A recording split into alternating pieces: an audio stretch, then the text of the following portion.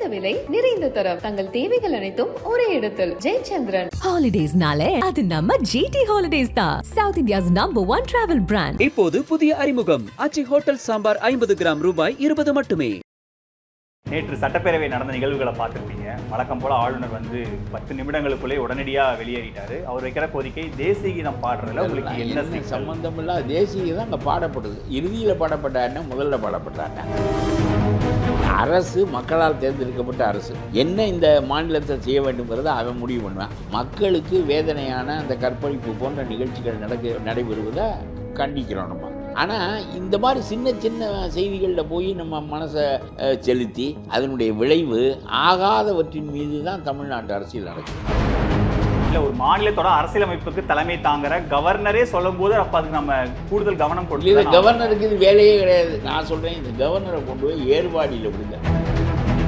எந்த ஆளுநரும் இப்படி பேசுவதில்லை. தவறானவற்றை கண்டியுங்கள், வெளிப்படையாக கண்டியுங்கள். கவர்னருடைய ரோல் என்ன என்பது வரையறுக்கப்படவில்லை. அதனால் உங்களுக்கு இந்த நாட்டு மக்களின் நன்மைக்காக உங்களால் இந்த அரசு செய்வதை தட்டி ஏதாவது பேச முடியுமில்ல, பேசுங்கள். அதை விட்டு ஒரே படிக்க மாட்டேன், அதை படிக்க மாட்டேன், இதை படிக்க மாட்டேன் என்றால் உங்களுடைய பங்களிப்பு என்பது முழுமையாக நின்றுவிடும். அவருடைய செயல்பாடுகள் தொடர்ச்சியாவே நீங்க கொடுத்தா நான் கையெழுத்து போற இடத்துல நான் கிடையாது, நான் விளக்கம் கேட்பேன், நீங்க பதில் சொல்லணும், நான் வேணாம்னா நான் ரிஜெக்ட் பண்ற இடத்துல கூட நான் அந்த இடத்துக்கு கூட மாறாக இருந்தால், சட்டத்திற்கு மாறாக இருந்தால் ஒரு ஆளுநர் கேள்வி கேட்பதற்கு சட்டத்தில் இடம் இருக்கிறது. கேட்கலாம், திருப்பி அனுப்பலாம். அதுவும் முறைப்படி தான் நீ செய்ய வேண்டுமே தவிர நீ சொல்வதையெல்லாம் செய்வதற்கு தேசிய கீதத்தை முன்னால் போடு, அதை பின்னால் போடு, நீ எழுந்து நில், அவன் உட்கார்ந்து கொண்டு கட்டும் என்பதெல்லாம் உங்களுடைய வேலையே கிடையாது. தமிழ்நாட்டில் அவசர நிலை மாதிரியான சூழ்நிலை இருக்கு. இங்க சட்டப்பேரவை காட்சிகள்லாம் தணிகை செய்யப்படுது. மக்கள் எதை பார்க்கணும் எதை பார்க்க கூடாதுன்னு அரசு முடிவு செய்து எமர்ஜென்சி பீரியடான ஆளுநர் கேட்கிறாரு. எவ்வளவு பெரிய ஸ்டேட்மெண்ட். நான் சொல்லுகிறேன், இந்த நாடு எவ்வளவு மோசமாக இருக்கிறது என்பதற்கு அடையாளம் சொல்லுகிறேன். முதலமைச்சர் கலந்து கொள்ளுகின்ற நிகழ்ச்சிக்கு கல்லூரி பெண்கள் எல்லாம் வருகிறார்கள். இந்த கல்லூரி பெண்கள் எல்லாம் கருப்பு துப்பட்டி போட்டுக்கொண்டு, கருப்பு மேலே துணி போட்டுக்கொண்டு வருகிறார்கள். இந்த கருப்பு துணியை உருவினால்தான், துப்பட்டியை எடுத்து வைத்தால்தான் இவர்கள் உள்ளே போக அனுமதிக்கப்படுவார்கள் என்று போலீஸ் கட்டாயப்படுத்துகிறது. வெட்கமாக இருக்கிறது உனக்கு. வணக்கம். இன்றைய சிறப்பு நேர்காணல் நம்மோடு தமிழ்நாடு தன்னுரிமை கழகத்தின் நிறுவனர் திரு பல கருப்பையா நம்மோடு இணைந்திருக்கிறார். அவரை வரவேற்று நிகழ்ச்சிக்குள் போகலாம். ஐயா வணக்கம். நேற்று சட்டப்பேரவை நடந்த நிகழ்வுகளை பார்த்துருப்பீங்க. வழக்கம் போல ஆளுநர் 10 நிமிடங்களுக்குள்ளே உடனடியாக வெளியேறிட்டாரு. அவர் வைக்கிற கோரிக்கை தேசிய கீதம் பாடுறதுல உங்களுக்கு என்ன சம்பந்தம் இல்லாத தேசிய கீதம் அங்கே பாடப்படுது. இறுதியில் பாடப்பட்ட என்ன, முதல்ல பாடப்பட்ட என்ன? இது முதல்ல வச்சா தான் தேசபக்தியா, இறுதியில் வச்சா தேச துரோகமா? ஏன் முதல்ல வச்சா என்ன தப்பு? இல்லை, மரபு தானே. மரபுல தமிழ்தாய் வாழ்த்து இருக்குல்ல, அப்புறம் தமிழ்தாய் வாழ்த்த கடைசியில் பாடுறதா? தமிழ்தாய் வாழ்த்துக்கு அடுத்தது பாடுங்கன்றாரு. நீ யாரையா? உனக்கு அரசு மக்களால் தேர்ந்தெடுக்கப்பட்ட அரசு என்ன இந்த மாநிலத்தில் செய்ய வேண்டும்ங்கிறத அவன் முடிவு பண்ணுவான். மக்களுக்கு வேதனையான அந்த கற்பழிப்பு போன்ற நிகழ்ச்சிகள் நடைபெறுவதை கண்டிக்கிறோம் நம்ம, அது வேற. ஆனால் இந்த மாதிரி சின்ன சின்ன செய்திகளில் போய் நம்ம மனசை செலுத்தி அதனுடைய விளைவு ஆகாதவற்றின் மீது தான் தமிழ்நாட்டு அரசியல் நடக்குது. அதனால் எது மக்கள் பார்வைக்கு கொண்டு போகப்பட வேண்டுமோ, மக்களை ஒழுங்குபடுத்துறதுக்கு எது துணையாகுமோ அதெல்லாம் பேசுகிறதில்ல. அரசியலே கிடையாது, நம்ம தமிழ்நாட்டு அரசியலே கிடையாது. ஒன்று இவன் அவனை பேச வேண்டியது, அவன் இவனை பேச வேண்டியது, இதுதான் நம்ம தமிழ்நாட்டு அரசியலாக இருக்குது. இப்போ என்ன, 15 ஆண்டுகளாக ஜெயலலிதா காலத்திலேருந்து அது தொடர்ந்து நடந்துக்கிட்டு இருக்குது. நமக்கு தமிழ் தாயையும் வாழ்த்த வேண்டும், தேசத்தையும் வாழ்த்த வேண்டும். தேசத்தை இறுதியில் வாழ்த்துவோம், இதை முதல்ல வாழ்த்துவோம். இதில் என்ன வந்துருச்சு? இதில் நீ சொன்னபடி நடக்க வேண்டும் என்ற என்ன கட்டாயம்? நாட்டை ஆள்வது மக்களால் தேர்ந்தெடுக்கப்பட்ட மனிதரா நீ என்ன இதை சொல்ற? தேசபக்தியினுடைய அளவு முதல்ல பாடலைன்னா குறைந்து போய்விடுமா என்று கேட்கல. அரசியலமைப்பு சட்டத்தையும் தேசிய கீதமும் அங்கே அவமதிக்கப்பட்டிருக்கு. அதெல்லாம் அரசியலமைப்பு சட்டமெல்லாம் அவமதிக்கப்படலை. இது 20 ஆண்டுகளாக இது நடந்து கொண்டிருக்கிறது. என்ன தேசமே பாழா போச்சா? இது என்ன அவமதிப்பு என்பது இதுலையா இருக்கு? இல்லை, ஒரு மாநிலத்தோட அரசியலமைப்புக்கு தலைமை தாங்குற கவர்னரை சொல்லும் போது அப்போ அதுக்கு நம்ம கூடுதல் கவனம் கொடுத்து. கவர்னருக்கு இது வேலையே கிடையாது. கவர்னருடைய வேலையில் நிகழ்ச்சி நிலை தயாரிக்கின்றவன் அவனுடைய இந்த நாட்டை நடத்துவதற்கான உரிமையை அவன் பெற்றிருக்கிறான் மக்களிடமிருந்து. ஆகவே தமிழ்தாய் வாழ்த்தை முதலில் போடுவதும் நம்முடைய மரபாகவே இருக்கிறது. எல்லா கூட்டங்களிலும் நம்ம எந்த விழாக்களிலும் தமிழ்தாய் வாழ்த்தை முதலில் போடுகிறோம். கடைசியில் தேசத்தை வாழ்த்தி விட்டு விடைபெறுகிறோம். இது ஒரு பெரிய நடைமுறை. ரெண்டையும் அடுத்தடுத்து போடுவதில் பயனொன்றும் இல்லை. இதுவும் அதுவுமா ரெண்டுக்கும் எழுந்து நின்று மக்கள் மரியாதை செலுத்தி விட்டு கலைகிறார்கள். இதில் உனக்கு என்ன வந்துச்சு? நான் சொல்கிறேன், இந்த கவர்னரை கொண்டு போய் ஏர்வாடியில் விடுங்க. கொஞ்ச நாளைக்கு இந்த ஏர்வாடியில் இந்த கலங்கினவங்களுக்கெல்லாம் வைத்தியம் பண்ணுற இடம் ஏர்வாடின்னு ஒரு ஊர் தெரியாதா? ஒரு முஸ்லீம் சென்டர். அங்கே வந்து இந்த கலங்கி போனவர்களுக்கெல்லாம் வைத்தியம் பார்க்குறதுக்கு அது ஏர்வாடி ரொம்ப புகழ்பெற்ற இடம். ஒரு 10 நாளைக்கு ஏர்வாடியில் கொண்டு இதுதான் மரபு. தமிழ்நாடு சட்டமன்றத்தில் இவ்வளவு நாள் இவ்வளவுதான் இது ஃபாலோ ஏர்வாடியே பண்றாங்க. தெரியாத மாதிரி ரியாக்ஷன். இது எல்லாமே தெரிந்தவர் தானே ஆளுநர். இது எல்லாமே இந்த தமிழ்நாடு சட்டமன்ற மரபு. அங்க என்ன நடக்குது? கடந்த ஆண்டு அப்பாவும் கடந்த ஆண்டும் இதே சர்ச்சை. அப்பாவும் விளக்கம் கொடுக்கிறாரு. பிரச்சனைகளை பற்றி கவர்னர் உரையில பேசப்படுது. அது அரசின் கொள்கைகள். இதை போன தரம் அவர் எந்திரிச்சு போறாரு, பேசாத சேர்க்கிறாரு. இப்போ இந்த தரம் கலந்து கொள்ளாமலே வெளியே போறாரு. வந்து தொலைக்க வேண்டாம்ங்கிற, நீ அங்கே இருங்கிறேன். நியாயம். நான் என்ன சொல்றேன், இந்த ஆட்சி போக வேண்டும் என்பதில் எனக்கு 2வது கருத்து கிடையாது. திமுக ஆட்சி தொலைந்தால் தான் தமிழ்நாடு தூய்மையும். ஆனால் அது இருக்கின்ற வரையிலும் அதனுடைய நடைமுறைப்படி நடத்தவும், அதை ஆளவும், அது என்ன செய்யுது என்று இவங்க போய் இன்வைட் பண்றதுனால தானே அவர் வராரு. இப்ப தெலுங்கானால அவங்க ஆளுநரை கூப்பிடாமையே பேரவையெல்லாம் தொடங்குது. சோ அந்த மாதிரி இருக்கும்போது அந்த கட்டத்துக்கு தான் போகும். அந்த கட்டத்துக்கு தான் போகும். ஆளுநரே ஏன் என்று கேட்காமல் விட்டு விடுவார்கள். ஆனால் எனக்கு ஆளுநர் வந்து துணைவேந்தர் போட்டார். நான் அதை ஒரு தரம் பாராட்டினேன். ஆளுநர் துணைவேந்தர் போட்டபோது காசு வாங்காமல் போடுறாருல்ல. 10 கோடியில் அதுக்கு விலை. மீனாட்சி அம்மன் கோயில் செருப்பு குத்தக மாதிரி தானே நம்ம இந்த துணைவேந்தர் பதவி அல்லாடுது கிடந்து இந்த நாட்டில்.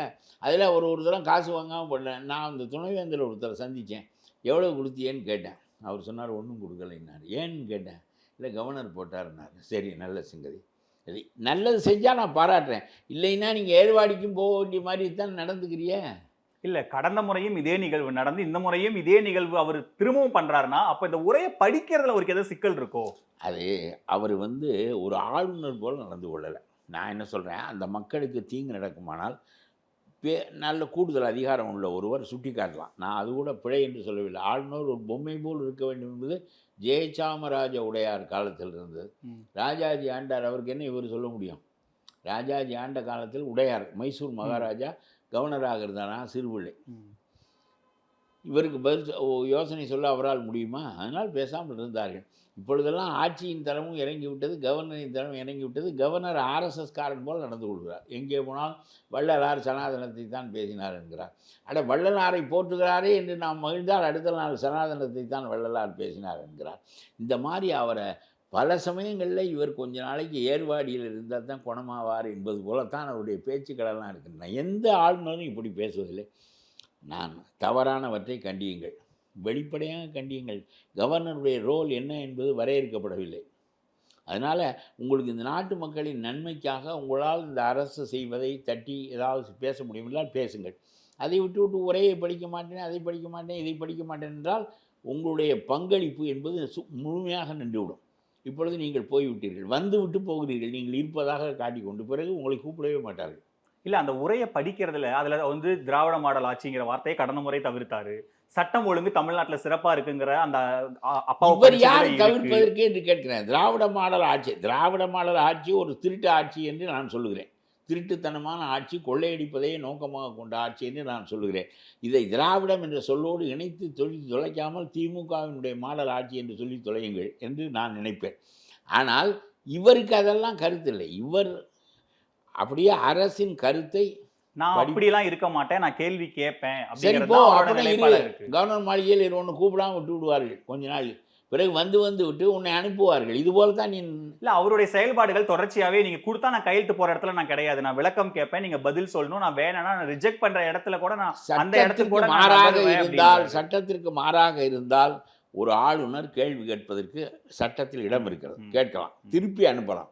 அதுவும் முறைப்படி தான் நீ செய்ய வேண்டுமே தவிர நீ சொல்வதையெல்லாம் செய்வதற்கு தேசிய கீதத்தை முன்னால் போடு, அதை பின்னால் போடு, நீ எழுந்து நில், அவன் உட்கார்ந்து கொண்டு கட்டும் என்பதெல்லாம் உன்னுடைய வேலையே கிடையாது. இருக்கிற வேலையை பார், மக்களுக்கு ஆதரவான செய்திகளை பற்றி பேசு, மக்கள் எங்கே வஞ்சிக்கப்பட்டிருக்கிறார்களோ அங்கே வஞ்சிக்கப்பட்ட மக்களுக்காக குரல் கொடு.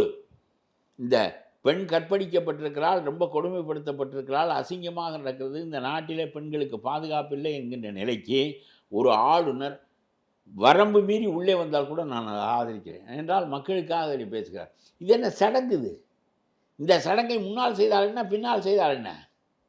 ஒருவன் தாலி கட்டி திருமணம் செய்வான், ஒருவன் பதிவு செஞ்சு திருமணம் செய்வான். அவனுடைய விருப்பம். இதெல்லாம் இதிலே தான் பக்தி இருக்கிறதா, கற்பு இருக்கிறதா என்று கேட்கிறேன் நான். இதுல எதிர்க்கட்சிகள் வைக்கிற இன்னொரு பெர்ஸ்பெக்டிவ் என்னன்னா, இந்த சட்டம் ஒழுங்கு, பெண்கள் பாதுகாப்பு மாதிரி விஷயங்கள் தமிழ்நாட்டுல பெரிய அளவுக்கு பூதாகரமாகும் போது ஆளுநர் தேவையில்லாம திமுக அரசை காப்பாத்துற மாதிரியான வேலைகளை ஈடுபடுறாரு, இப்ப டைவர்ட் பண்ணி விடுறாரு இந்த பிரச்சனைகளை அப்படின்னு ஒரு பார்வையை முன்வைக்கிறாங்க. அந்த பார்வையை நீங்க எப்படி பாக்குறீங்க? இல்லை, இவரால் என்ன டைவர்ட் பண்ண முடியாது. இவரை ஏர்வாடிக்கு அனுப்பி என்று என்னை போன்ற ஆட்கள் சொல்கிறோம் என்றால் திமுக ஆட்சி ஒழிய வேண்டும் என்று கருதுகிறேன் நாங்களே. இதெல்லாம் அரசினுடைய நாளாசரி கடமை. இவையெல்லாம் விவாதத்திற்குரியனவே அல்ல. இந்த இந்த திமுக அறிவித்திருக்கிற ஏதாவது ஒரு திட்டம் இருக்கிறதா, ஏதாவது ஒரு மக்களுக்கான ஏதாவது இருக்கிறதா? இருப்பதை திருப்பி திருப்பி சொல்லிக்கொண்டே இருக்கிறார். 1000 ரூபாய் நாங்கள் பெண்களுக்கு கொடுக்குறோம், காலையில் இந்த பள்ளிக்கூடத்து பையன்களுக்கு பலகாரம் கொடுக்குறோம், எங்கள் காலத்திலே தான் பெண்கள் எல்லாம் கூடுதலாக படிக்க வருகிறார்கள், 1000 ரூபாய் நாங்கள் கொடுப்பதால் அவர்கள் மகிழ்ச்சி அடைகிறார்கள், பையன்களுக்கு மேட்னி ஷோ பார்ப்பதற்கு 1000 ரூபாய் கொடுக்குறோம், அப்புறம் இந்த பெண்களுக்கு 1000 ரூபாய் கொடுக்குறோம். ஜெயலலிதா கொடுத்தாரே 50,000 ரூபாய் கொடுத்தார், 1 பவுன் தாலி கொடுத்தார், மொத்தம் 1 லட்சம் ரூபாய்க்கு மேலது. திருமணம் பண்ணி கொண்டு நீ அமைதியாக குடும்பம் நடத்தி கொண்டு வேலையும் பார் என்பதற்காக கொடுத்தார். படித்திருக்கிறாய், வேலை பார், ஒரு குடும்பமாக அமைவதற்கு வேண்டிய பணத்தை தருகிறேன் என்று 1 பவுன் தாலியும் 50,000 கொடுத்தார். அவர் தொகுத்து கொடுத்ததை வகுத்து கொடுத்தாய், பாதி தான் கொடுக்குறாய், என்னமோ நாங்கள் தான் கண்டுபிடித்தோம் இந்த திட்டத்தை என்பது போலவும், எங்களால் தான் இந்த உயர்கல்வி வருகிறது என்பது. உன்னுடைய காலத்தை விட மோசமாக இருந்த காலத்தில் ஜெயலலிதா உயர்கல்வி பெண்களுக்கு வேண்டும் என்பதற்காகத்தானே இதை செய்தார்.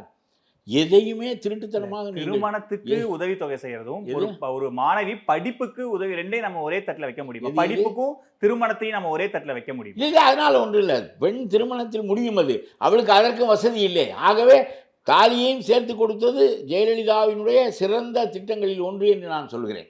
அதாவது பெண் படிப்பதற்கும் கொடுத்து ஆணுக்கு கொடுக்கவில்லை அவர். ஏனென்றால் ஆண்கள் இயற்கையாக வருகிறார்கள். அவன் சம்பாதிக்க வேண்டியவன், குடும்பத்தை காப்பாற்ற வேண்டியவன் என்ற கருத்து இருக்கிறது. பெண்ணுக்கு அந்த கருத்து திமுகவுக்கு பெண்களும் சம்பாதிக்கணும், பெண்களும் படிக்கணுங்கிற கருத்து இல்லை. அந்த கருத்தை உருவாக்குவதற்காக தான் ஜெயலலிதா கொடுத்தார் என்று சொல்கிறேன். பெண்ணுக்கும் கடமை இருக்கிறது, பொறுப்பு இருக்கிறது, ஆணுக்கு சமமான நிலை இருக்கிறது.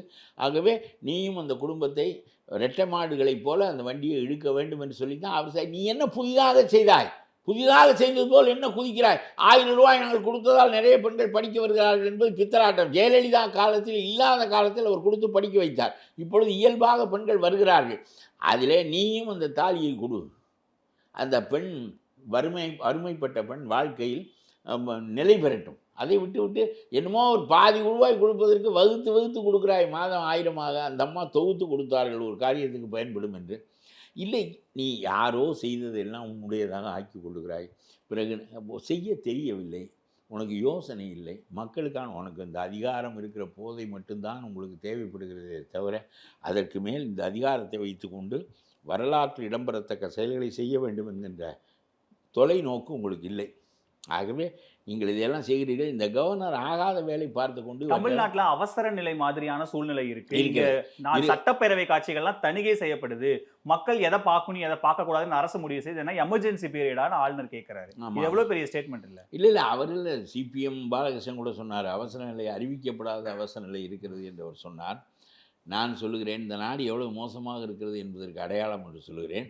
முதலமைச்சர் கலந்து கொள்ளுகின்ற நிகழ்ச்சிக்கு கல்லூரி பெண்களெல்லாம் வருகிறார்கள். அந்த நிகழ்ச்சியில் அவர்களும் கலந்து கொள்ள வேண்டும். இந்த கல்லூரி பெண்களெல்லாம் கருப்பு துப்பட்டி போட்டுக்கொண்டு, கருப்பு மேலே துணி போட்டுக்கொண்டு வருகிறார்கள். இந்த கருப்பு துணியை உருவினால்தான், துப்பட்டியை எடுத்து வைத்தால்தான் இவர்கள் உள்ளே போக அனுமதிக்கப்படுவார்கள் என்று போலீஸ் கட்டாயப்படுத்துகிறது. இது என்ன நியாயம்?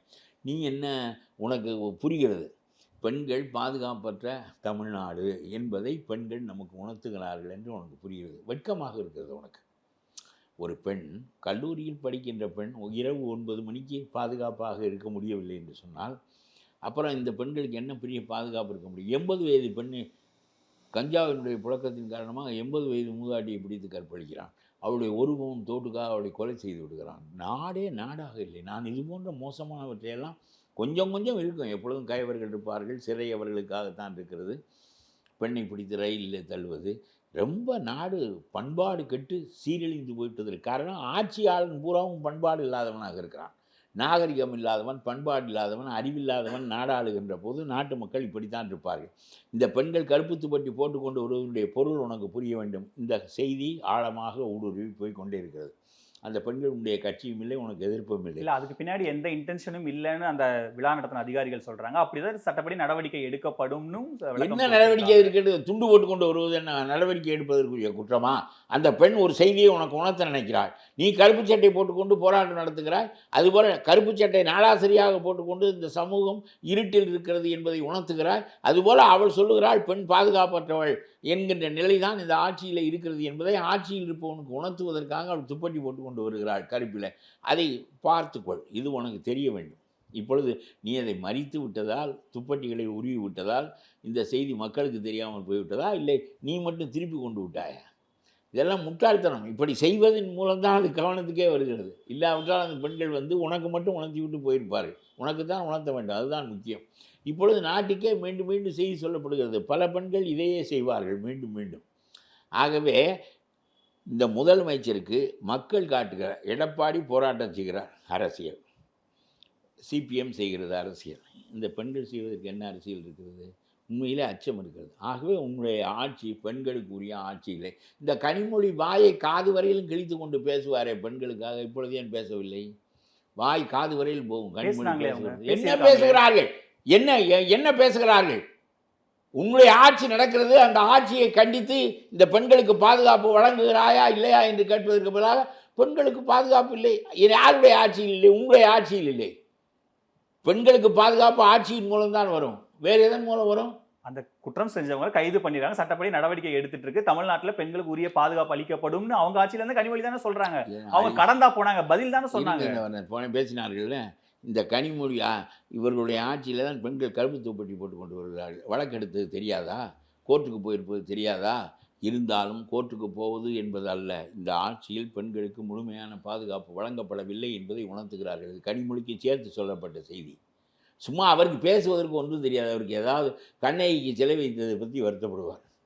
அப்புறம் இந்த பெண்களை அதுக்கு இது அவருடைய போக்கும் இவர்களுடைய அரசியலும் இவர்கள் பாராளுமன்றத்தில் பேசுகின்ற பேச்சுக்களும் ரொம்ப அறிவற்ற கூட்டம் பொது வாழ்க்கைக்கு வந்து எது பேசப்பட வேண்டுமோ, எது மக்களுடைய கவனத்துக்கு எடுத்து செல்லப்பட வேண்டுமோ அவை அல்லாமல் ஆகாதவையெல்லாம் பேசப்படுகின்றன. ஆகாதவையெல்லாம் கவர்னர் அதைத்தான் செய்கிறார். குறைந்த விலை நிறைந்த தரம், தங்கள் தேவைகள் அனைத்தும் ஒரே இடத்தில். ஜெயச்சந்திரன். ஹாலிடேஸ்னாலே அது நம்ம GT Holidays தான், South India's #1 travel brand. இப்போது புதிய அறிமுகம் ஆச்சி ஹோட்டல் சாம்பார் 50 கிராம் ரூபாய் 20 மட்டுமே.